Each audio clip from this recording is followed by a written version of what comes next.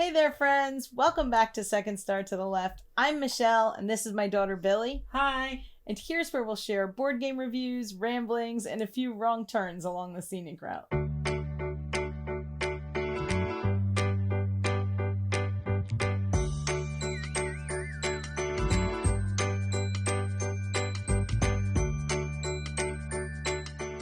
In our last video, we wrapped up June, and it was a bit low. It was a bit lacking in board games and board gaming. Slightly. But guess what? We're here to say we have a weekend that beat June. You didn't let me guess. What did you want to guess? You said guess what, and then you didn't let me guess. Well, you can't guess now. June wound up with about 17 games played. And it wasn't for lack of trying, it was just a crazy month. But last weekend, we blew June out of the water. In a single weekend. Plus, got our board game playing mojo back. That we did. Because even after our friends left, Jeff and Jamie, we managed to keep playing some more board games. So we played about 27 games, give or take. Wow. Over the last extended weekend. While it was hot and rainy, we did manage to have a great time playing games. We went to a bunch of board game stores. We showed them authentic New Jersey pizza, complete with authentic New Jersey pizza servers. What did we play to jumpstart this great weekend? Well, some old favorites, some old games that I've never gotten to play in person and now have gotten to play in person, and some new games. Plus, despite our having done really well in the last month or two, we went to a few board game stores. So we still did pretty good. It's almost like the only reason we were doing well is because we were in a lull. And now that we're gaming again, we're back to our bad habits. They're not bad habits. Our old shopping habits. There you go. Also, we're coming up on Gen Con, and I'm trying not to buy too much before we go. You're driving instead of flying just so you can bring home more games. I am. Okay, so we got to play Shake That City from AEG, which Billy and I have been enjoying a ton. We get to show it to Jeff and Jamie. I like any game where you're building out some kind of grid and trying to meet the conditions of the columns and the rows. Mm-hmm. This one meets those criteria, plus it has the little cube shaky spitty outy thing. It's magic. It's basically magic. Show a clip here of how it works. It's basically magic. Look at that clip. But again, it's one of those games where at a certain point you know you're not going to meet every objective and you're going to have to just give up one and start moving towards the others. Excuse you. I met every objective. You did not meet every objective. We've had a lot of luck introducing this to all different levels of gamers. Mm-hmm. And everyone seems to both love it and really want to shake the city and drop the cubes. Magic cube. Magic cubes. We got to play a couple of rounds of Sea Salt and Paper because it's so easy to take out and play. There's no setup. You just put the cards down and play. This one is just really set collection, but some of the pairs have secret powers. And yet I will always play this. I'm always playing it on BGA. And it's definitely going to travel with us where we go because it's just a deck of cards with gorgeous origami art of little sea critters, which usually, you know me, not a fan of the sea critters. But it's really pretty art. But it's beautiful, stunning art, and I love it. And it's just a nice, simple, sit around a table, talk to your friends, play a game of slightly mean cards. I feel like everything is slightly mean when we play it. Maybe. We got to play Monstrosity. Yeah, that was fun. And Jim joined in. Mm-hmm. So we had a large game of who can be the worst witness to a crime. It's not our drawing skills, by the way, that are lacking. It's our descriptive skills that might be a problem. And we haven't played Monstrosity in a little while. Last summer it was like top of our list on party games. Mm-hmm. So it was really nice to pull it back out and get a chance to play it again. It's a game where you are a witness to a crime and the monster was the criminal. And you have to describe very strange cartoon monsters. Excuse you. The monster is a suspect. Okay, yet to be convicted. An alleged criminal. And you have to describe these very strange cartoon monsters to everyone around you so they can draw them. You only get to look at the card for 20 seconds before you do so, and you have 2 minutes to describe it to people who may or may not be sketch artists. And there's some pretty wild monster designs in there. I just love when someone asks you a question like, what do the ears look like? And you can't remember if it had ears. I don't know if they're on the toaster ears? or the squid.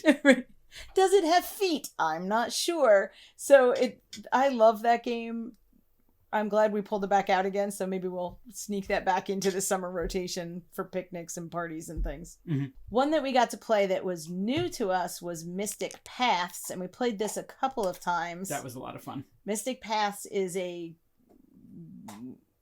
hard to describe. Right, it is. Well, you're trying to get people to follow a path on this beautiful circle, and the word association. The stepping stones, are made of just random words, so you're trying to get them to go to the next word on the path by giving them these abstract clues. Mm-hmm.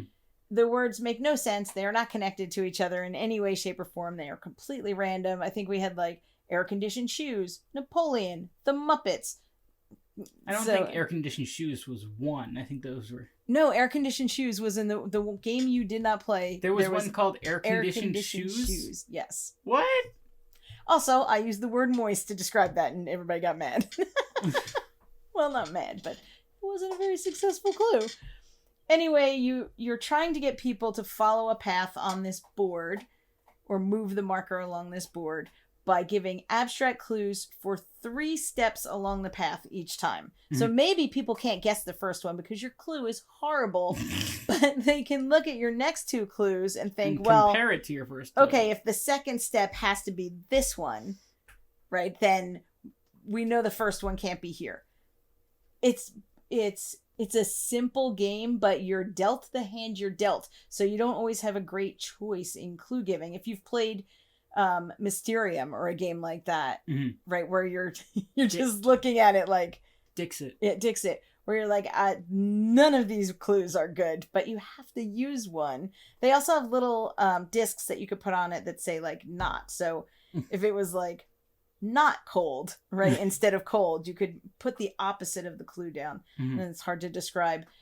This game was both frustrating and hysterically funny because mm-hmm. I had to hold the guidebook over my face. So you didn't give away what was the right... Because listening to people argue about which choice to make when you know they are like way down the wrong path and they're justifying these answers with like they're brilliant answers and they're just taken off the wrong way. It's too hard not to make a face and everybody's looking at you to see if you're going to give away a clue. We had a really good time with this one. I really can't wait to bring this one out with family and see mm-hmm. how it goes. Also new to us, you sat this one out, but we played Disney Animated, which I'd been looking forward to playing, where you're part of the ink and paint team at Disney. One of my, heroes is Mary Blair, so getting to be part of the ink and paint team at Disney in a board game was a lot of fun. Also, it's co-op. What is the ink and paint team? The ink and I mean, I know, but for the video. The ink and paint people are the ones that put the color in someone animates them, someone colors them with, ink and paint. Huh. It is a co-op game, and you are racing to paint the background and then put the characters in and then defeat the villain. The villain knows what you're up to. They don't want you to complete your film because villains know what happens to them at the end of Disney films. It's not good for them. So you're working together to like color in all the cells, to overcome the obstacles, and also to meet a deadline because your film has to be completed in time. So this was fun. I really want to play this one again now that I've kind of figured out the pace of it. I think it took one time through to go, oh, now I know what we're supposed to do. I think we could have defeated it. We didn't play on the lowest level because we thought we've got this, but maybe you should have. We might have wanted to start there. But we were close. We were very close. I got to play Paint the Roses, which finally came off my shelf of shame, even though I learned it like a year ago. And that was a lot of fun. I think that we'll be fine playing it at 2. But that's just a little puzzly deduction game where you're trying to guess patterns while, the queen chases you around the garden. It's based on Alice in Wonderland. It's beautiful. We have the like super deluxe lid won't fit Kickstarter set. I should really play that one of these days. But I was really happy to get a chance to play that, and it was nice because I had read the rules and Jeff and Jamie had played before, so it wasn't we didn't have to have a big explanation. We could kind of sit down and play it. We brought out Order Overload Cafe, which is an Oink game where the whole point of it is just to remember somebody's order at a cafe, only it's really hard. And so the first round, you only have to take an order one item per person around the table. And you look like geniuses. And then the second round, it's 2 times the amount of people. It's a little bit harder. You get it, but you stumble. By the third round, you're just wondering how you walk upright during the day and remember which foot goes in front of you. And to be fair, sometimes there's like 2 of the same item, or 3 sometimes cold it's lattes, 2 hot lattes, and 1 soy latte. Right? I always remember chocolate chip cookie. I always got that one. It's a lot of fun, and the decline in the rounds. So you're like, we've got this. We're great at this, and all of a sudden, I don't remember how to tie shoes. It's such a rapid shift in confidence. It's really silly, really fun game to just sit around and play with. There were a couple of rounds of Boop where I held on longer than usual. I didn't win, but I stuck it out longer than usual, so that was fun. We played Hens. We played Photograph or Wind the Film. You skipped that one because you do not like that one. No, I don't dislike the game. I wish I liked Photograph more. I really do. I really like it, and if you see me at Gen Con, it is likely that I will have it with me, so see if you want to play. We played Shot and Totten. When everybody went to sleep, Jamie and I stayed up and played Shot and Totten, which I love. Just a dueling You guys have much more like game drive than me and Jeff. Sometimes. Not all the time, sometimes. I got to introduce them to Grand Carnival, which is a game that I adore, that I've played solo a bunch of times, and it's a polyomino game, but you're building a carnival, and first you have to lay out the foundation. It reminds me a little of Paris. It does. In the way that you lay the tiles on top of the Yeah, you have to build a base and the shapes for the polyominoes and then put them on top. Plus, in this one, you have to get guests to come to your carnival and stop at all the attractions on their way up to the big top. You have carnival barkers helping to like move people through faster. And the action selection, it's numbered 1 to 5. So you can only use each one of them once per day of the carnival. And there's 7 days before the carnival packs up the big tent and leaves. You're trying to get sets of attractions. You're trying to get people through your tent. You're trying to get tickets. Jeff and Jamie had an interesting way of describing it that I thought was pretty accurate. That it was like Barron Park meets Dinosaur Island Roarin', right? Kind of. Just in the way that you're trying to guide people through the thing. Yeah, you're trying to get them to go through the attractions, but it's that selection too. It's the 1 through 5 that'll really trip you up if you're not thinking about it in advance. It's a great game. It's coming around for a reprint and an expansion. They looked it up to see if it was available, and that's when we realized, so we jumped on the expansion. I'm not sure why this game never got more attention. I think we missed it somehow? I bought it, so I saw it, but then it just kind of didn't get a lot of love. Flew under too many radars. This game should get more love. Definitely. So that was fun. They love that. I enjoy showing people a game when they think, we should get that one. I really like that one. So that was fun. We went to the Button Shy store. There had to be no doubt that Jamie and I were going to make a pilgrimage. Got tickets to the Wonka factory. To the Button Shy store. They were having an event where they were having an ice cool day, so you could go, and I had never played ice cool, so we played ice cool. I flicked penguins around a box. That was fun. We sat at their tables for a while. We played Lucky Numbers. We played King Domino, and then we got to go visit the back where all the games live. And take a look at, how the sausage is made in the back of the store. Jason and company are absolutely wonderful people, and I'm so glad that the store is there and that I'm close enough that I get to go down there and support them whenever possible. We managed to come out of there with a bunch of games, which I will tell you in a minute when we talk about what games we bought. They also have a nice selection of non-Button Shy games at the front of the store, and I might have bought a bunch of those too. But it was great to go there and to get to see everything, get a shirt, get some buttons. I got some Button Shy buttons. And to just have a look around and support the store because you know how much we love them. We played a little Dice Miner, which I hadn't played in a little while, and that's always nice, fun. Chuck some dice. Very satisfying pulling them out of the... Yeah. And I got to play No Thanks, which I've never played in person. So it was the first time I ever played No Thanks in person. And we had fun with that, played that a couple of times. I had the rare privilege of having Jamie, who I believe is now the topmost Final Girl fan. World champion. Teach me how to play Final Girl. So I had a great time. I originally bought Outpost something number, which is the one that's not the thing. But then that one had some more complicated rules, and it wasn't a great one to learn with. So I ordered Happy Trails so that it would arrive when Jamie got here. Very smart. Set out the playmats, and off we went. I did not survive, much like it would be in real life. I did not escape. But it was a very logical game. Once you start playing, all of the movements make sense. So I can't wait to play it again and hopefully defeat him and move on to not the thing. So thank you for showing me how to play Final Girl. Oh, wait.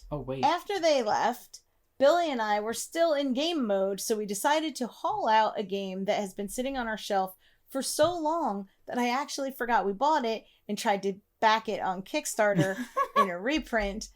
That game is Maximum Apocalypse, which I believe is now probably up in Billy's top 5 games of definitely. all time. It was really fun.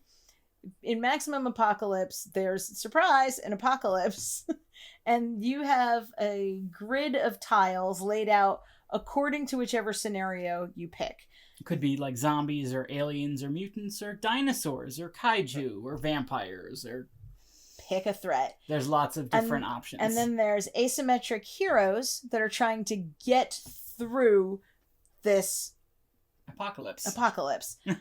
All the tiles except the beginning and the end are face down. So it's basically a dungeon crawl. And as you move through, you'll flip a tile and monsters spawn, and maybe you have equipment in your pack to save them, or maybe you have to dig around in an alley somewhere and see if you can come up with, an axe or a rock. Or I forget what some of the other... A flashlight. We found things lying around that would help us. We got out by the skin of our teeth, and we started on... the baby mode. The tutorial. We have 2 full boxes full of Maximum Apocalypse, and I am now very excited to go to Gen Con and check out the expansion, because who knew? Turns out this is an incredibly fun game. It is the only game that Billy has asked every night this week, hey, do you want to play Maximum Apocalypse? So, the gaming continues. I thought I would show you just a little... We didn't buy too many games, and all of them were small box games. I don't know, that's a pretty big pile. It's not that big. But we did buy a few.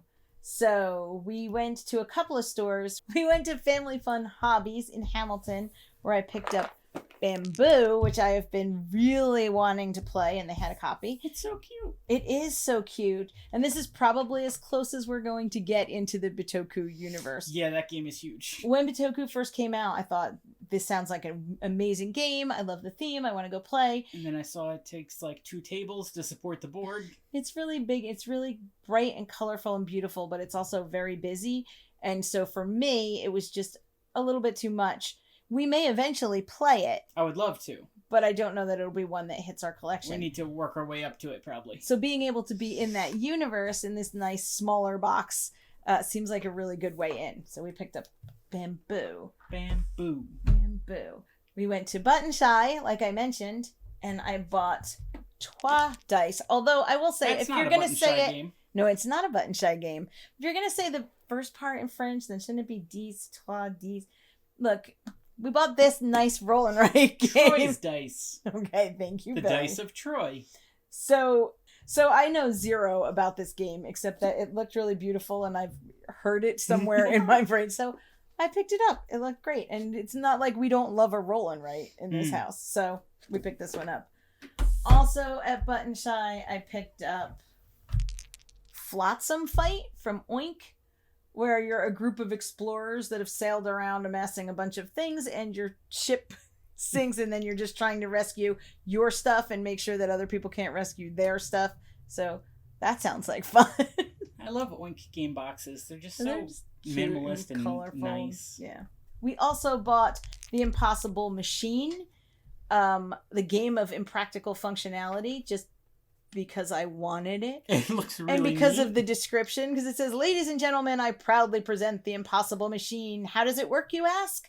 Push this little button and the boxing glove punches the dominoes, which knock the ball off the shelf. The ball falls down onto the bellows, which blows a marble down the Pacheco machine.